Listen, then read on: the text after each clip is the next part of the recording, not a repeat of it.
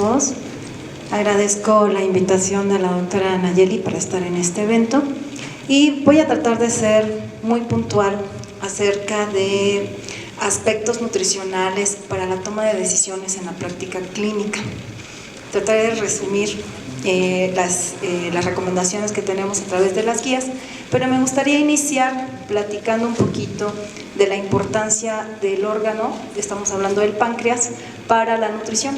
Este órgano hay que recordar que es fundamental para la digestión y la absorción de alimentos.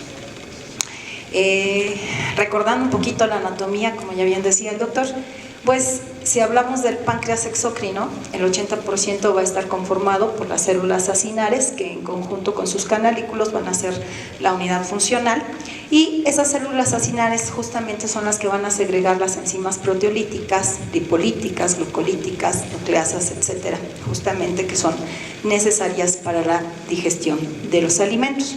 Y los canalículos finalmente son los que forman agua, bicarbonato, electrolitos como sodio, potasio y cloro. En la pancreatitis, entonces, ya bien decía el doctor que puede ser aguda o crónica, es importante las repercusiones nutricionales que pudiéramos tener.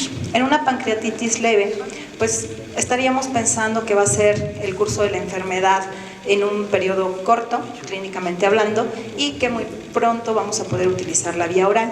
Pero en una pancreatitis severa vamos a tener de por medio un proceso con una respuesta inflamatoria sistémica que nos va a llevar a una disfunción metabólica, va a incrementar el metabolismo y por ende el catabolismo proteico en estos pacientes.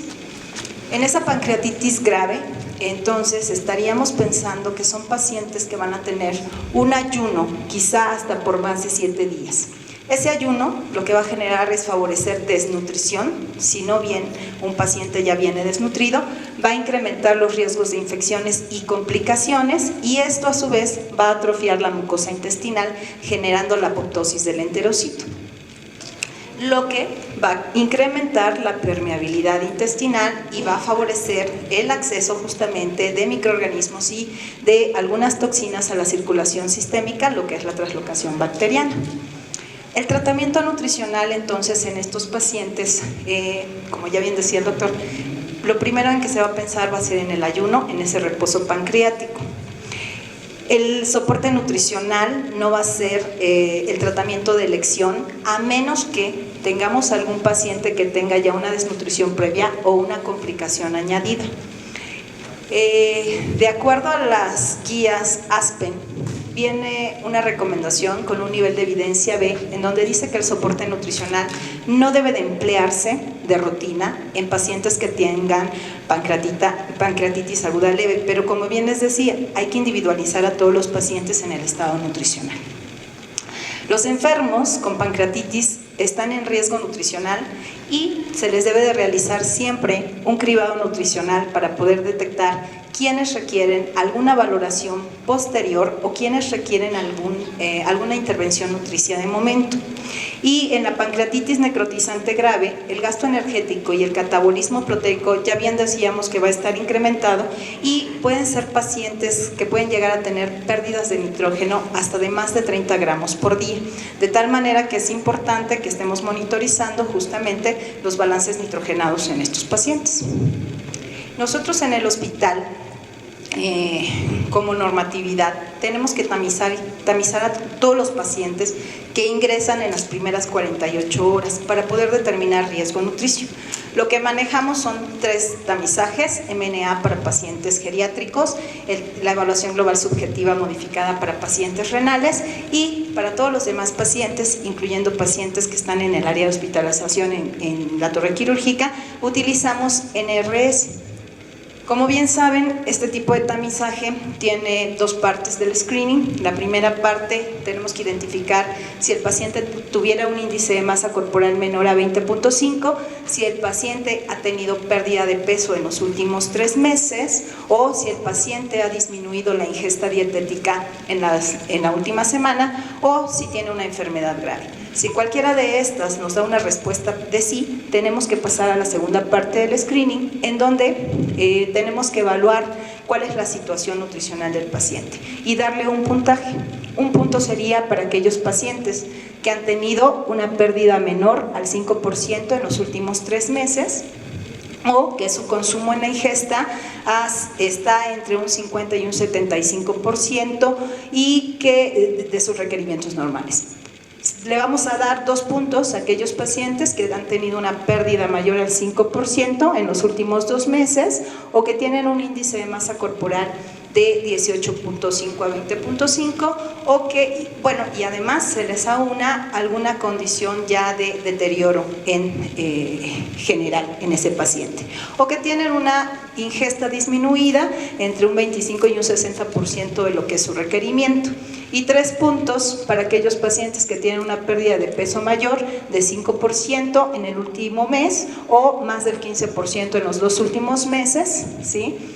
Si pudieran tener alguna condición deteriorada en sus condiciones generales clínicas o un consumo de ingesta entre un 0 y 25% de lo que requieren estos pacientes. Así también tendremos que evaluar la gravedad de la enfermedad que padecen, darle un puntaje, por ejemplo, a pacientes que pudieran tener alguna fractura de cadera o pacientes, por ejemplo, crónicos o con EPOC, 2 puntos para pacientes que tuvieran alguna cirugía mayor y 3 puntos para pacientes críticos. Aquí determinamos que un paciente tiene riesgo nutricio si tiene o junta más de 3 puntos, entonces estaríamos hablando que es un paciente que requiere alguna intervención nutricional. En el hospital se realizó un estudio, se publicó un artículo con un registro de pacientes durante 5 años que tenían pancreatitis. En ello se vio que las principales etiologías eran de etiología biliar y alcohólica, pero también se pudo aplicar una evaluación global subjetiva en estos pacientes para poder determinar el estado nutricio. Y pudimos observar que solo el 34% de los pacientes con pancreatitis, estamos hablando de una muestra de más de 300 pacientes, eran pacientes bien nutridos, que el 51% ya presentaba algún riesgo nutricio y el 15% eran pacientes que ya traían desnutrición. Hemos escuchado de Vox Populi que la nutrición enteral por vía oral o por sonda va a estimular la secreción exocrina del páncreas y que puede empeorar la evolución de la enfermedad, cosa que no es así porque estamos diciendo que lo importante es utilizar de primera elección el tracto digestivo.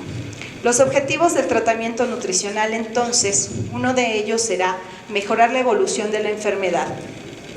Si vamos a tener un paciente con un ayuno prolongado y hemos visto, o como les decía, son pacientes que muchas veces tienen riesgo o ya vienen con algún grado de desnutrición, lo que va a suceder es que vamos a incrementar la morbimortalidad de ese paciente si no cuidamos el estado nutricio. También tenemos que intervenir, somos un tratamiento coadyuvante, de tal manera que vamos a intervenir en el tratamiento etiológico. Dentro de la etiopatogenia de la pancreatitis se juega un papel importante el incremento de la permeabilidad vascular y nosotros tenemos uno de los mejores medios del que disponemos para mejorar esa permeabilidad vascular, va a ser mantener la albúmina sérica que tiene que ver con la presión osmótica. Por lo tanto, tenemos que tratar de mantener a los pacientes con pancreatitis con un adecuado estado nutricio. Así también, aquellos pacientes que van a requerir de alguna intervención quirúrgica, pues necesitamos también mantenerlos con un buen estado nutricional para disminuir el riesgo de complicaciones en estos pacientes. Los requerimientos nutricionales en estos pacientes, pues lo idóneo sería que pudiéramos establecerlos a través de la calorimetría indirecta. Sin embargo, la práctica clínica no es algo que manejemos de manera práctica en los hospitales.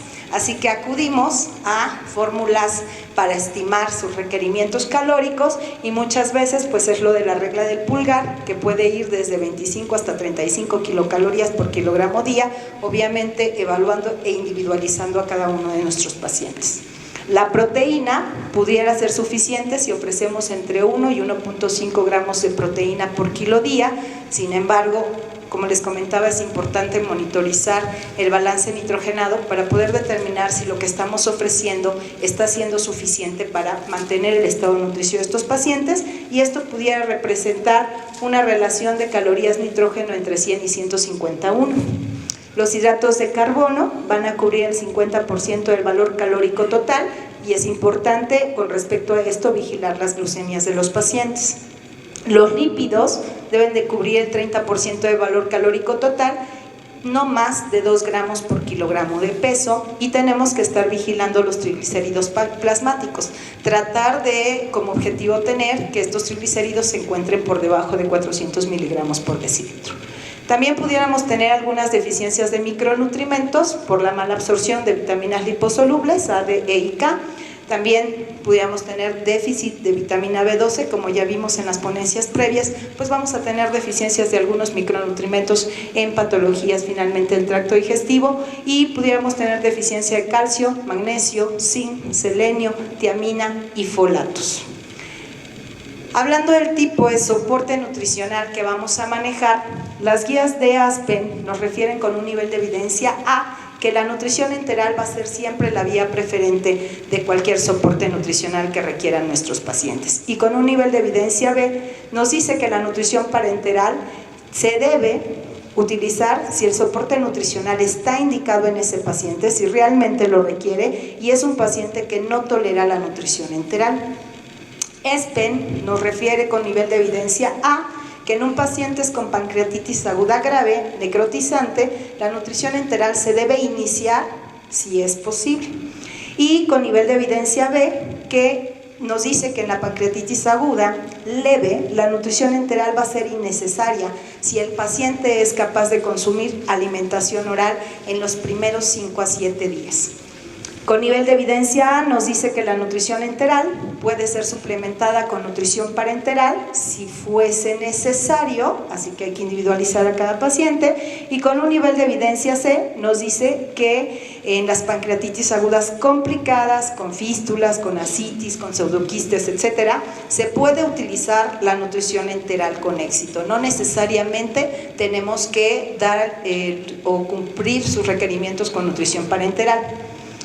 Con respecto al tipo de accesos y a los nutrientes que vamos a utilizar, Aspen refiere con un nivel de evidencia C que la nutrición enteral se debe de infundir en yeyuno con bomba de infusión continua durante 24 horas, y con nivel de evidencia A que las dietas peptídicas pueden ser utilizadas con seguridad en pacientes con pancreatitis aguda.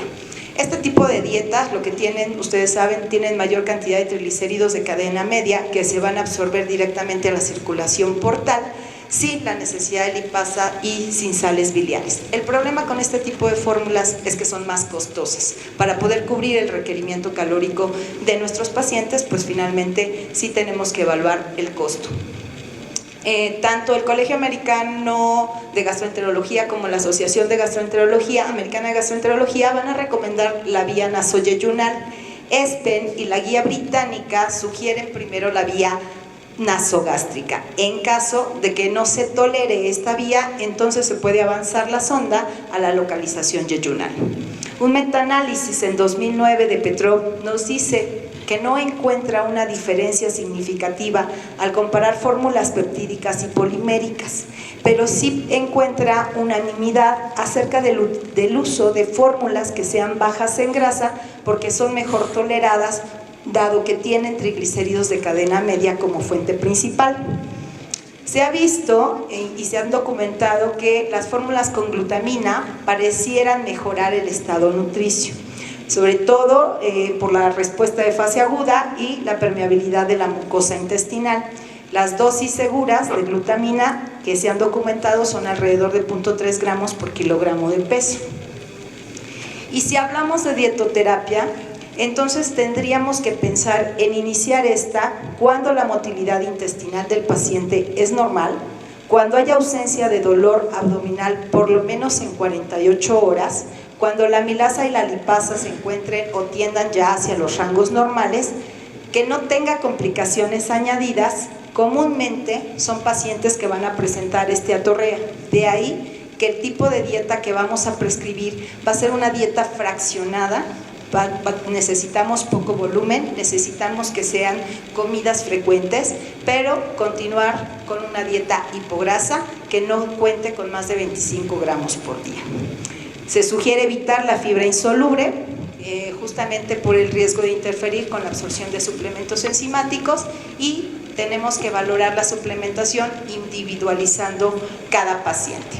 Así que el algoritmo para seguir finalmente el tratamiento de este tipo de pacientes, ya decíamos que son pacientes que se van a manejar con ayuno, con analgesia, con hidratación, y van a determinar la gravedad de la enfermedad.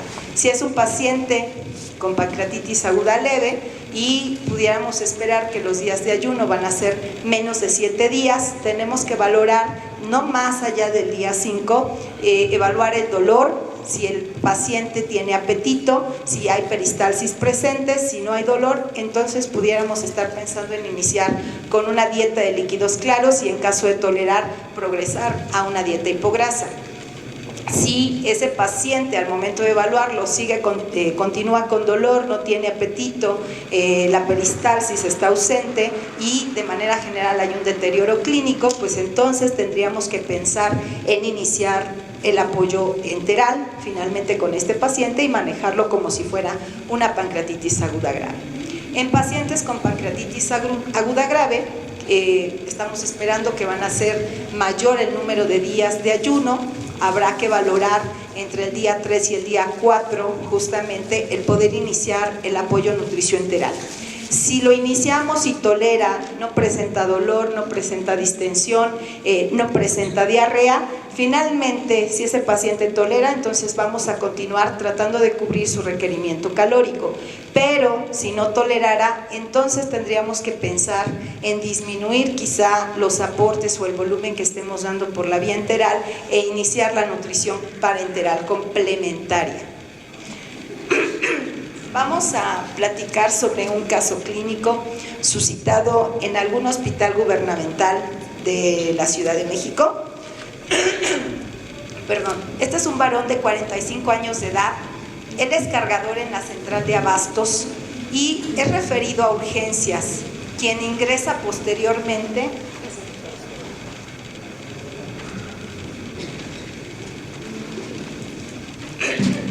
va a ingresar posteriormente a la clínica de hepatobiliares con una impresión diagnóstica de pancreatitis biliar aguda severa Baltasare, con un síndrome ictérico obstructivo secundario a probable coledocolitiasis, desequilibrio hidroelectrolítico a expensas de sodio, tiene hipernatremia, una lesión renal aguda remitida a quin-1, neumonía adquirida en la comunidad basal bilateral y refieren sobrepeso.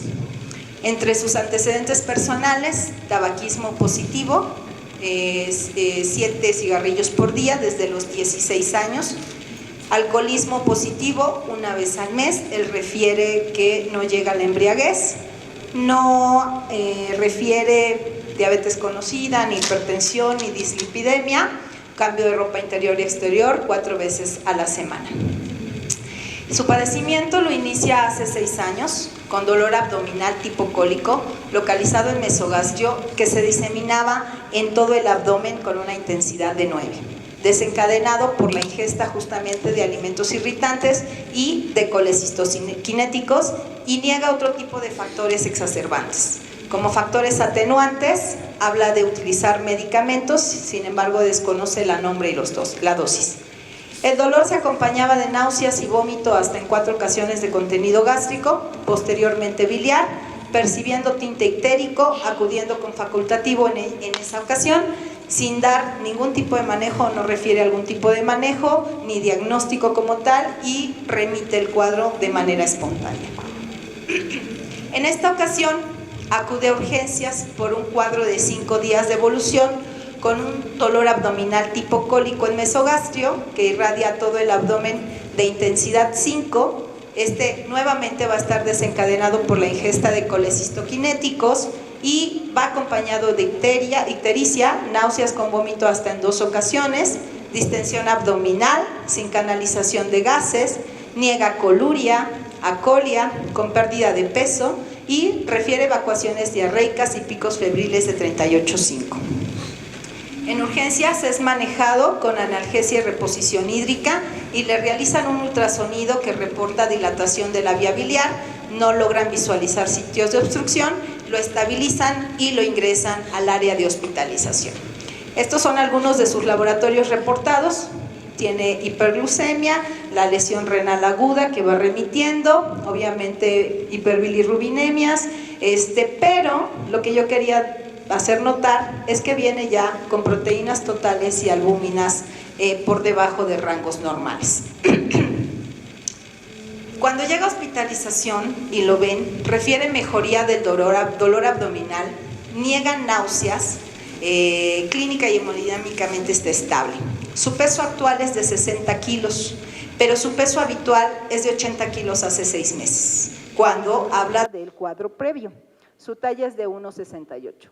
Si sacáramos su índice de masa corporal en relación a su peso habitual, era de 28,3. Actualmente, con un índice de masa corporal normal de 21,2.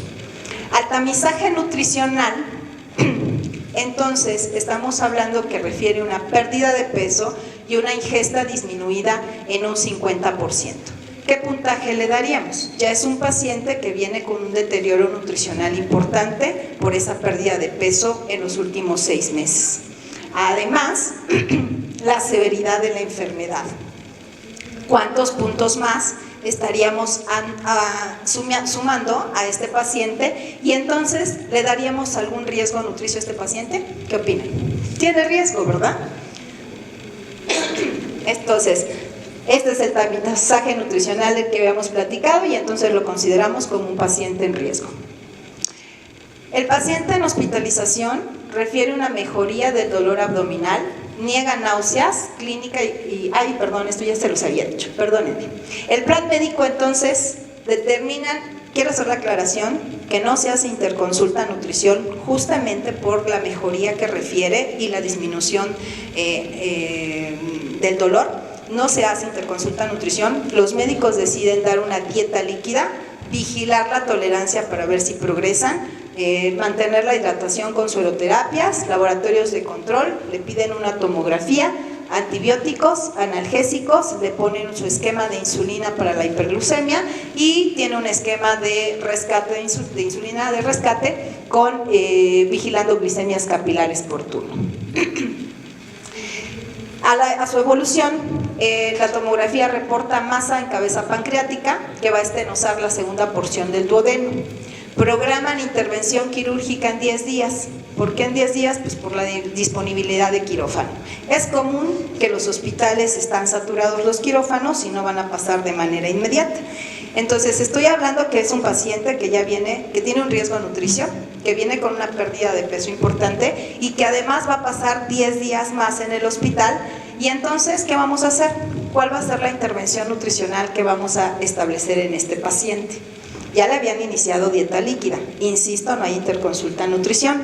Indican vía oral, van a progresar a dieta hipograsa, muy probablemente porque no refiere dolor, pero ¿qué sería lo idóneo?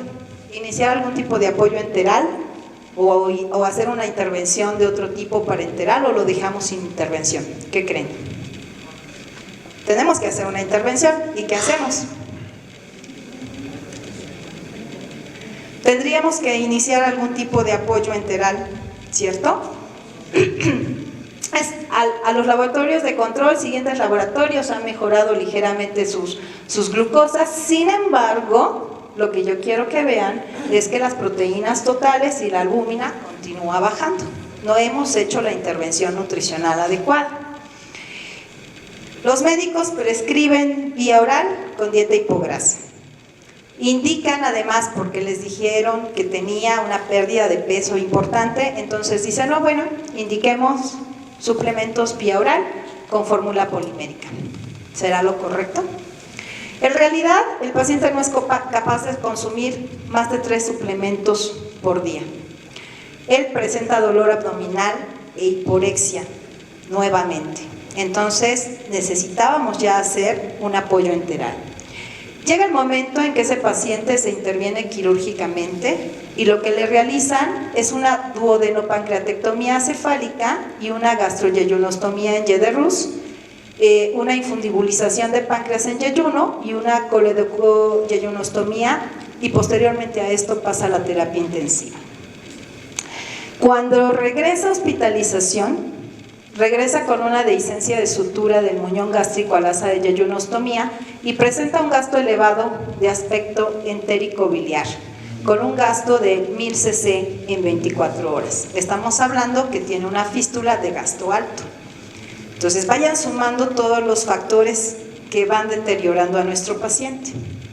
Como ustedes bien saben, y lo que habíamos platicado, era un paciente que continuaba con dolor y que debimos haber iniciado algún tipo de apoyo enteral justamente en este paciente. Ahora sí, dan como diagnóstico clínico pérdida de peso de 25% de peso habitual en 6 meses, fístula enterocutánea gástrica de gasto alto, adenocarcinoma de cabeza de páncreas, desnutrición energético-proteica moderada. Y en este momento es cuando interconsultan al servicio de nutrición clínica. Cualquier parecido con la realidad, mera coincidencia. Y entonces, ¿qué vamos a hacer? ¿Vamos a continuar con la vía oral? ¿Vamos a iniciar ahora sí el apoyo enteral, parenteral, o va a ser mixto? ¿Qué harían? Parenteral, ¿quién da más? ¿Quién da menos? Mixto. Bueno, pues se ha decidido entonces seguir con el estímulo enteral en este paciente, pero se tiene que dar apoyo parenteral para poder cubrir su requerimiento calórico y proteico. Así que usamos sí tracto digestivo porque sigue siendo funcional, así que damos apoyo enteral. ¿Con qué tipo de sonda estaríamos dando el apoyo enteral? Con una sonda nasoyeyunal. Deciden darle 30 kilocalorías por kilo día, con 1800 kilocalorías. ¿Y qué tipo de fórmula utilizarían para este tipo de pacientes? ¿Verdad? Por ahí escuché. Elemental. Con fórmulas podemos utilizar fórmulas oligoméricas, fórmulas peptídicas en este tipo de pacientes que ya lleva más de 20 días con este tipo de problemas. Y entonces imagínense el deterioro nutricio que ha tenido. Sería iniciar infusión continua con una infusión de 20 a 30 mililitros por hora para ir incrementando justamente los aportes conforme a la tolerancia del paciente, dado que no tolera el 100% de su requerimiento. Entonces es el motivo por el cual damos un apoyo nutricional mixto en este paciente. Y es el momento en que pues tratamos de hacer algo por el paciente. Como conclusión de este caso, todos los enfermos con pancreatitis aguda van a precisar de una valoración del estado nutricional para poder determinar que si requiere o no una intervención nutricional. El soporte nutricional es imprescindible en todos aquellos pacientes que tengan una pancreatitis complicada. La nutrición enteral se va a tolerar de forma adecuada en estos pacientes, a menos que hubiera ausencia de hilio paralítico u otra complicación que pudiera contraindicar. Perdón, de hilio paralítico. Es conveniente que la fórmula se infunda en yeyuno para evitar el estímulo de secreción biliar y pancreática. Las fórmulas peptídicas pueden utilizarse con seguridad en estos pacientes, siempre y cuando contemos con este tipo de fórmulas en nuestros centros hospitalarios, porque no todos los centros hospitalarios cuentan con ellas, así que tendríamos que adaptarnos a lo que tenemos en nuestros hospitales. La nutrición enteral debe de ser precoz en las primeras 48 horas siguientes al evento. No podemos esperar más tiempo porque el paciente se sigue deteriorando. Muchas gracias.